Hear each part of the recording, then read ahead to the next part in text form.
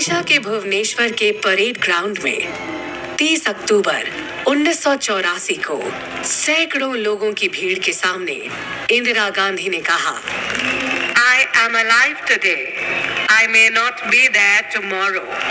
मैं आज हूँ पर शायद कल ना रहूं, पर मैं अपनी आखिरी सांस तक अपने लोगों की सेवा करती रहूंगी।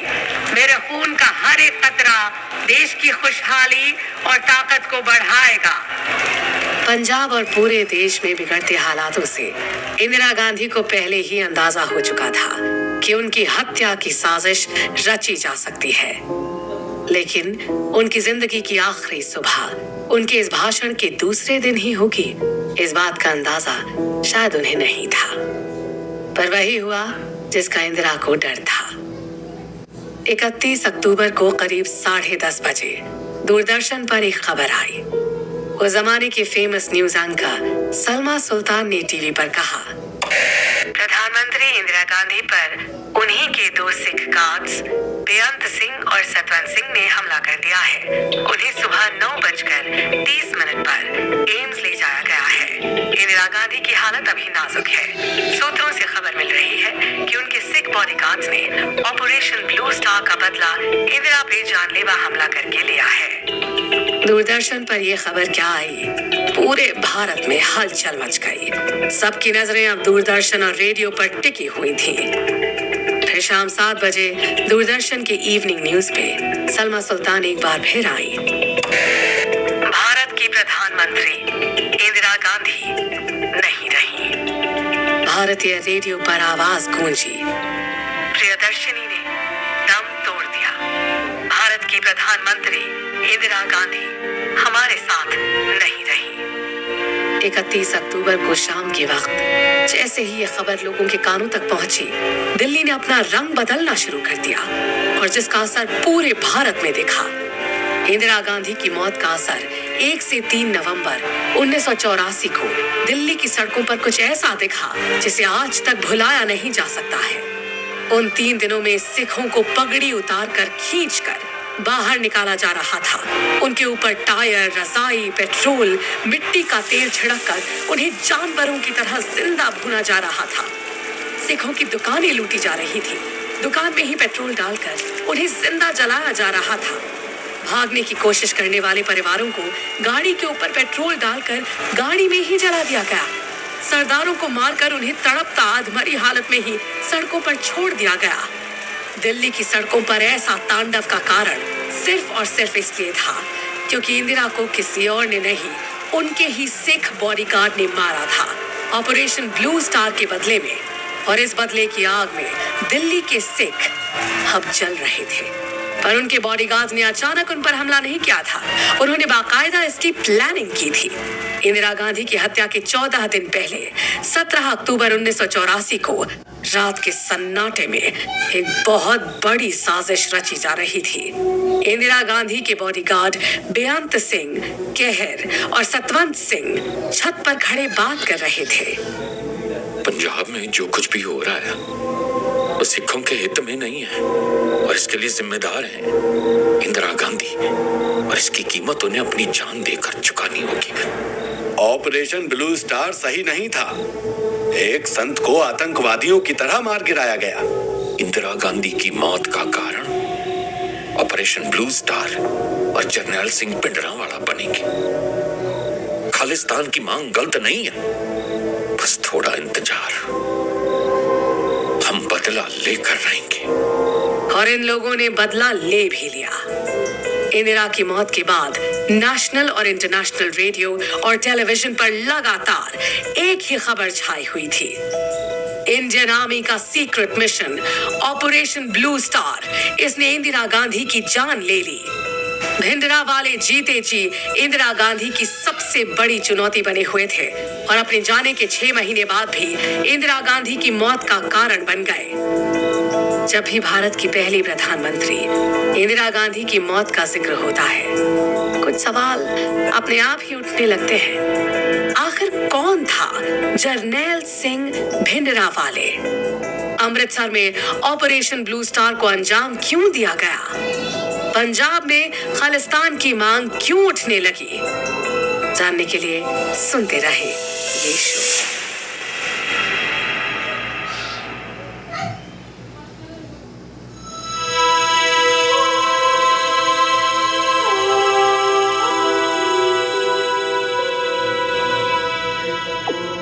सबसे पहले सवाल उठता है, भारत जो एक धर्मनिरपेक्ष राज्य है, वहां धर्म के नाम पर एक अलग राज्य खालिस्तान की मांग क्यों? कौन थे भिंडरा वाले, जैसे मारने के लिए अमृतसर में सीक्रेट आर्मी ऑपरेशन को अंजाम दिया गया? ऑपरेशन ब्लू स्टार का सही कारण क्या था? पंजाब से उठ रहे इन मुद्दों को समझने के लिए भिंडरा वाले ने जिस खालिस्तान की इस मांग को बढ़ावा दिया था, उस खालिस्तान को समझने के लिए हमें इतिहास के उन पन्नों की तरफ नजर घुमानी होगी जो खालिस्तान की जड़ों से जुड़े हुए हैं। तो चलिए इस कहानी की शुरुआत शुरू से करते हैं। चलते हैं इतिहास के उस दौर में जब 18वीं शताब्दी में पंजाब ने ब्रिटिश सरकार की नाक में दम कर रखा था। सही मायने में देखा जाए तो खालिस्तान की मांग भले ही बाद में उठी, लेकिन इसकी शुरुआत 18वीं सदी में हो चुकी थी, जब महाराजा रणजीत सिंह ने छोटे छोटे सिख मिसलों को मिलाकर सिख अंपायर की शुरुआत की।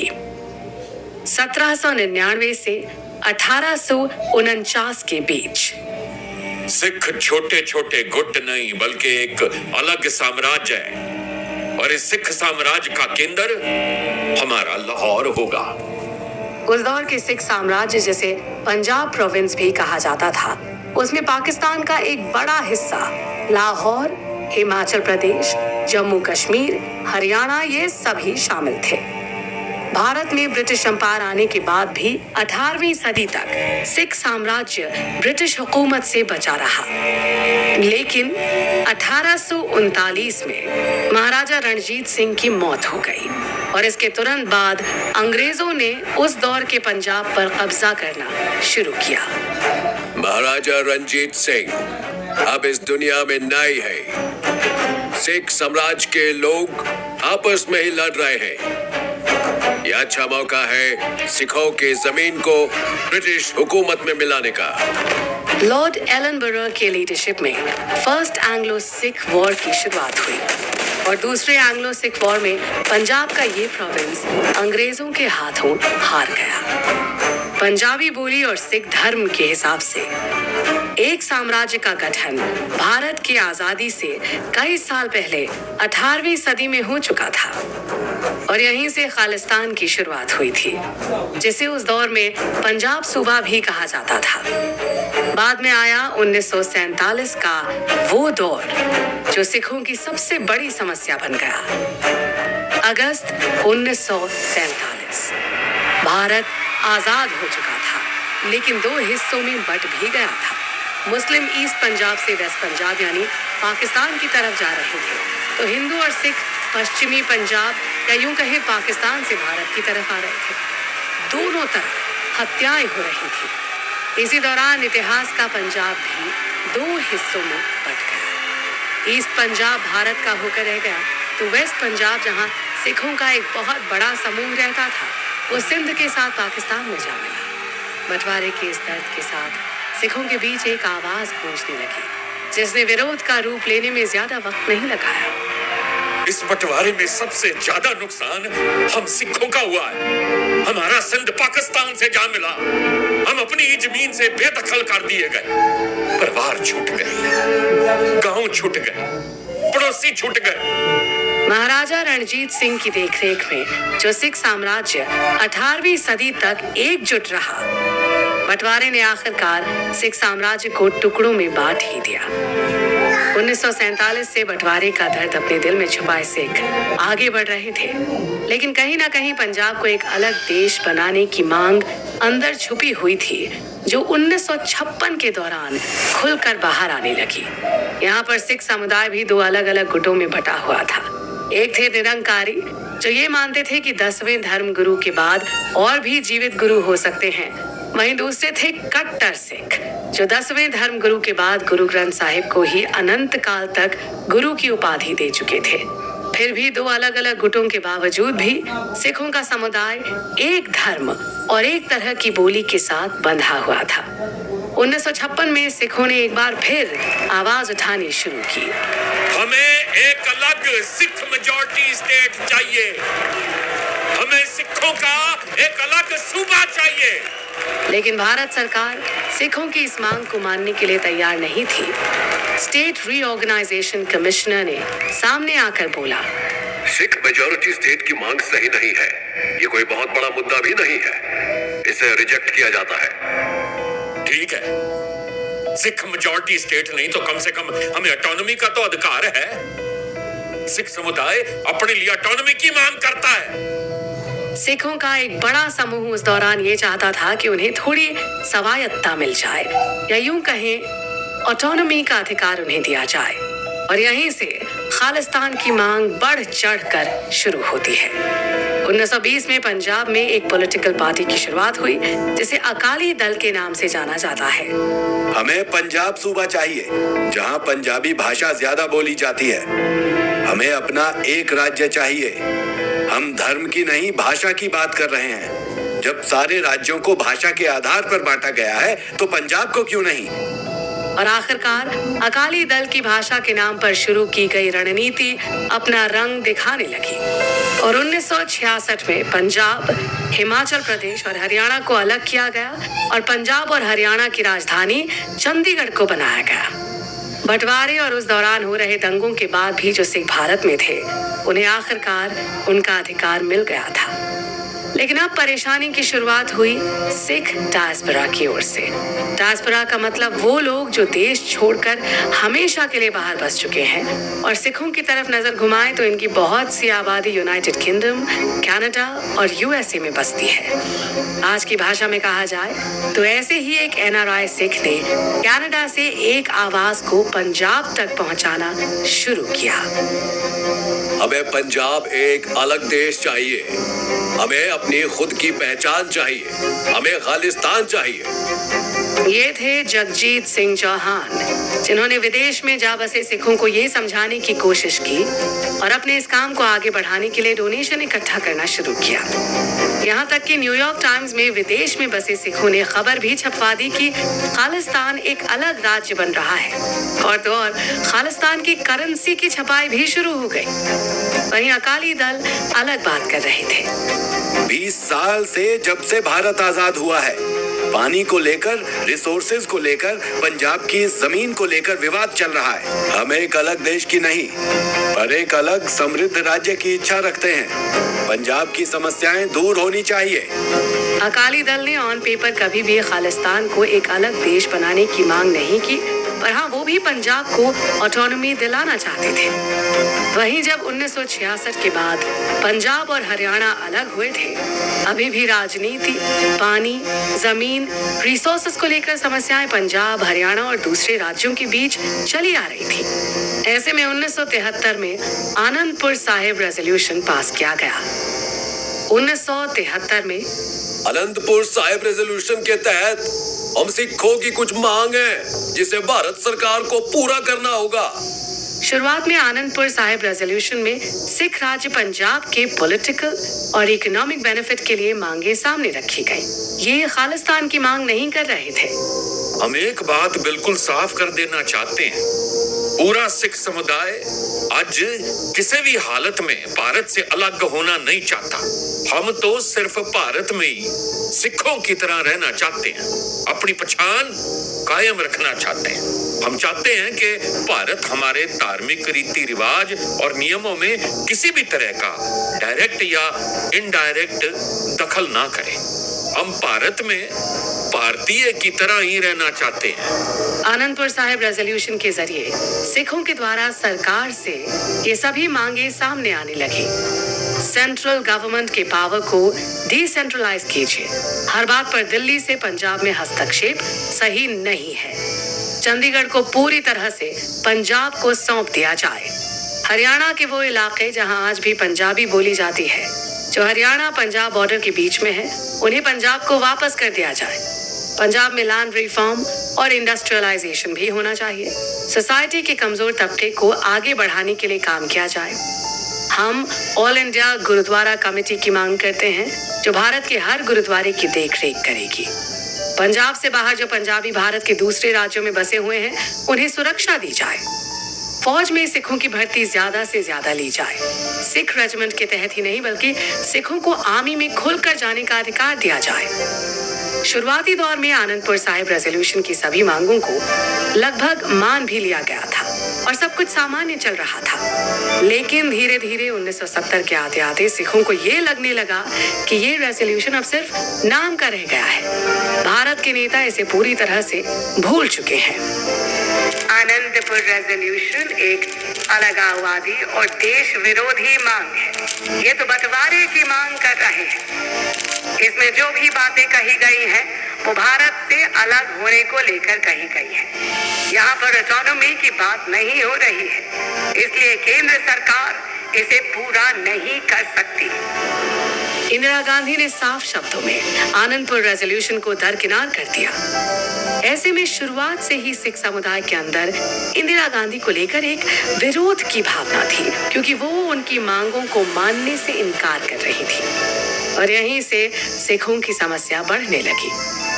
फिर आए भिंडरावाले, जिन्होंने खालिस्तान की छिपी हुई मांग को खुलकर उठाना शुरू किया और इंदिरा गांधी को जिस जरनैल सिंह भिंडरावाले की सत्ता में आने और उसकी ताकत बढ़ने का अफसोस था, कहीं ना कहीं उसे बढ़ावा कांग्रेस से ही मिला था।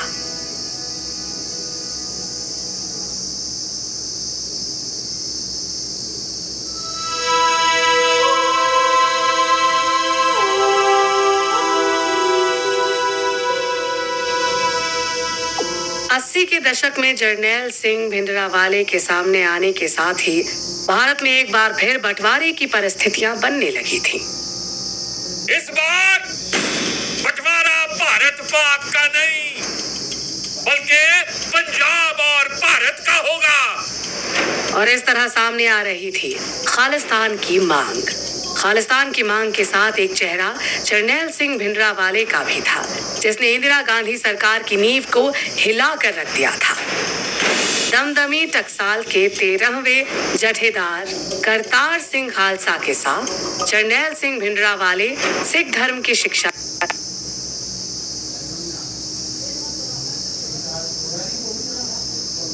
ले रहे थे।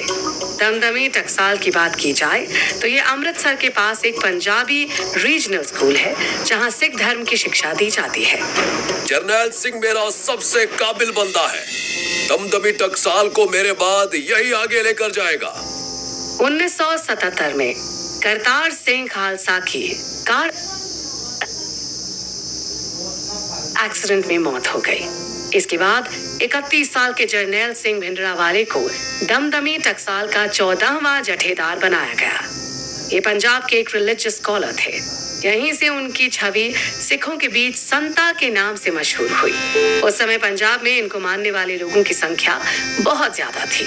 इनकी निजी जिंदगी की ओर चलें तो जरनैल सिंह की कहानी की शुरुआत 1947 से होती है।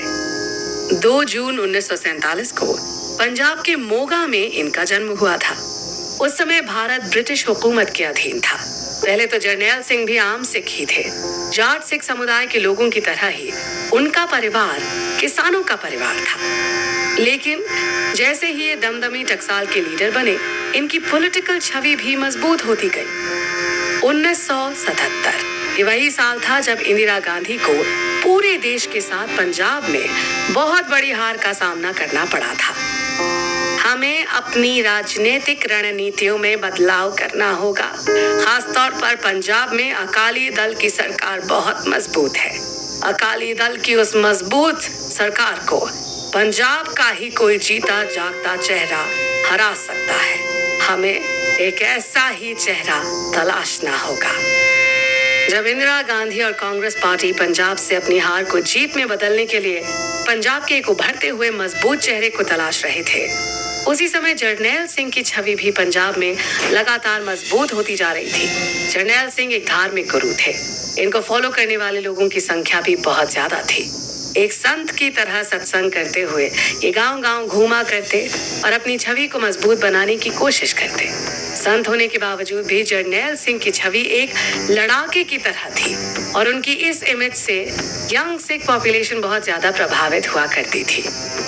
वो लोग जो सिख धर्म के प्रति समर्पित हैं, अपने वचनों का पालन करते हैं, सिख धर्म ग्रंथों का पाठ करते हैं, शराब से दूर रहते हैं, वो ही सच्चे सिख हैं। भिंडरावाले सिख धर्म की सही नीतियों का प्रचार करने हरियाणा, चंडीगढ़ और पंजाब के बीच लगातार अपने प्रवचन दिया करते। इसी बीच घरेलू मामलों को सुलझाने में भी वो लोगों की मदद करते रहते और लगातार युवाओं को सिख धर्म के लिए प्रेरित करते। ऐसे में वो पूरे सिख समुदाय के रोल मॉडल बन गए थे। सिख धर्म की पहचान पगड़ी और दाढ़ी है और इसको कायम रखना आम सिख बंदे दा धर्म है। एक संत होने के बावजूद भी जरनैल सिंह भिंडरावाले का तेवर तीखा और मस्त मौला किस्म का था। वो किसी की नहीं सुनते थे, बस अपनी करते थे। भिंडरावाले को अपने साथ हथियार रखने में भी कोई परहेज नहीं था, बल्कि उनके फॉलोअर्स जो उनके साथ साथ चलते, उनके हाथों में भी बंदूक खुलेआम देखी जा सकती थी और उनके इस तेज रवैये ने उन्हें सिख युवाओं का चहेता बना दिया था। कुलदीप नैयर, भारत के फेमस जर्नलिस्ट और राइटर, अपनी autobiography beyond the lines and autobiography में लिखते हैं, भिंडरावाले की पॉलिटिक्स जर्नी की शुरुआत 1977 के आसपास हुई थी और उसी समय देश में कांग्रेस हार चुकी थी। पंजाब में अकाली दल की सरकार थी। ऐसे में संजय गांधी ने भिंडरावाले के उभरते चेहरे का फायदा उठाया। उन्होंने सोचा कि एक संत को आगे बढ़ाने से पंजाब में कांग्रेस की छवि को मजबूत बनाया जा सकता है। संजय गांधी को ऐसे तरीके बड़ी जल्दी सूझते थे और इसमें इंदिरा गांधी ने भी उनका पूरा साथ दिया।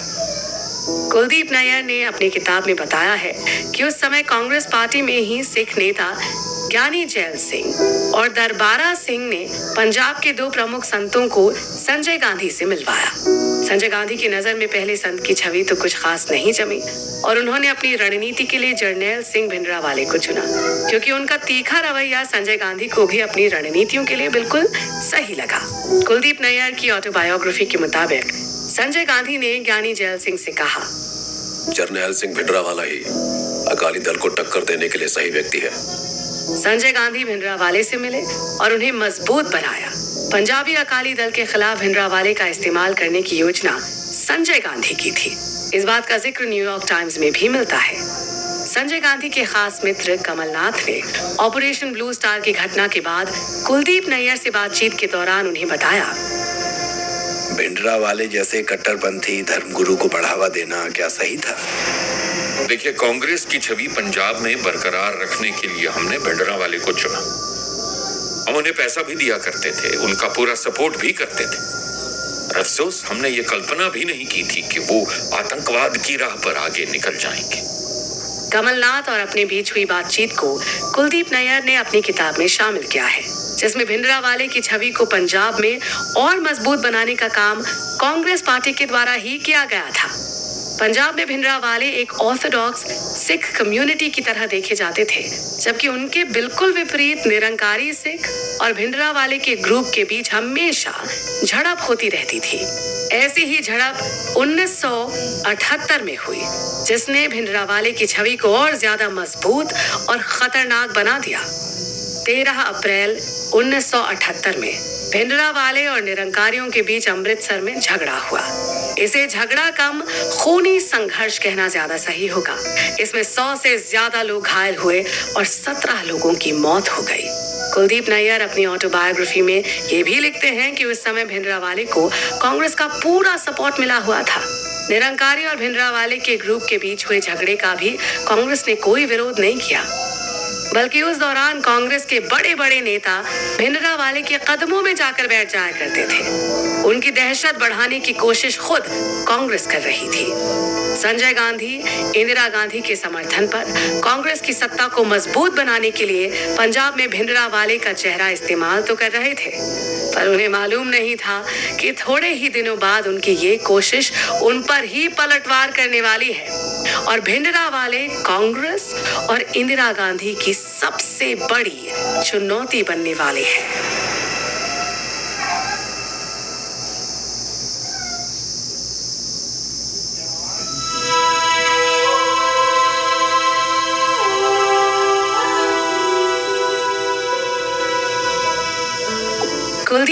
ने अपनी ऑटोबायोग्राफी में एक बहुत ही चौंका देने वाले फैक्ट का खुलासा किया, क्योंकि वो अपने जमाने के मशहूर पत्रकार थे। वो 1977 से लेकर 1984 तक पंजाब में हो रही घटनाओं के साक्षी रह चुके हैं। जरनैल सिंह भिंडरावाले का बकायदा दिल्ली में इंटरव्यू हुआ था, और इंटरव्यू किसी और ने नहीं, उस समय पंजाब के जाने माने नेता ज्ञानी जैल सिंह और संजय गांधी ने लिया था। संजय गांधी ने पंजाब में कांग्रेस की तरफ से भिंडरावाले का पूरा समर्थन किया था। निरंकारी और भिंडरावाले के सिखों के बीच जो दंगा हुआ था, उसी हमले को लेकर 24 अप्रैल 1980 को निरंकारी के गुरु बाबा गुरबचन सिंह की हत्या कर दी गई। हत्या के मामले में नाम सामने आया जरनैल सिंह भिंडरावाले के आदमियों का। कुलदीप नैयर ने मीडिया को बाद में यह भी बताया कि निरंकारी और सिखों के बीच जो हमेशा से एक तनाव चलता रहा था, उसे भिंडरावाले ने अपनी छवि मजबूत बनाने के लिए इस्तेमाल किया, क्योंकि भिंडरावाले भी निरंकारियों के हमेशा खिलाफ रहते थे। इस तरह से धीरे धीरे पंजाब में दो सिख समुदायों के बीच ही झगड़े, मारपीट और दंगों जैसी खबर सामने आने लगी। कुलदीप नैयर इसी सिलसिले में एक बार भिंडरावाले का इंटरव्यू लेने भी गए थे। कुलदीप नैयर ने भिंडरावाले से पूछा, हमने हमेशा आपको हथियारबंद साथियों के साथ देखा है, ये हर वक्त अपने साथ इतने हथियार लेकर क्यों घूमते हैं? पहला आप मैनू ये दसो कि पुलिस वाले हथियार लेकर क्यों घूमते हैं? पुलिस तो सरकार के लिए काम करती है, उन्हें तो ये अधिकार सरकार ने दिया है। उन्होंने कहो साडे नाल टक्कर लेके तां वेखण, उन्होंने पता लग जाएगा कि सरकार किदी आ। तीखे लहजे में जरनैल सिंह भिंडरावाले ने कुलदीप नैयर को कहा, पुलिस वालों ने अगर उनसे टक्कर ली तो उन्हें पता चलेगा कि सरकार किसकी है। कुलदीप नैयर ने अपनी किताब में इस बात का भी जिक्र किया है कि जब वो भिंडरावाले के साथ बातचीत कर ही रहे थे, तभी कांग्रेस के बड़े नेता और पूर्व रक्षा मंत्री स्वर्ण सिंह भी जरनैल सिंह से मिलने आए। इसके बाद कुलदीप नैयर ने जो देखा, उन्हें अपनी आंखों पर भरोसा ही नहीं हुआ। कुर्सी एक ही थी।